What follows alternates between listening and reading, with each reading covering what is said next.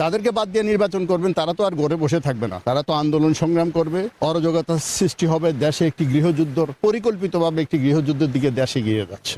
আওয়ামী লীগ যে গণহত্যা করেছে তার মাধ্যমে আমি উল্লেখযোগ্যভাবে বলবো আবু সাইদের কথা। আবু সাইদকে যখন গুলি করে, আমি দেখেছি ভিডিওটা, শর্টগান দিয়ে গুলি করেছে।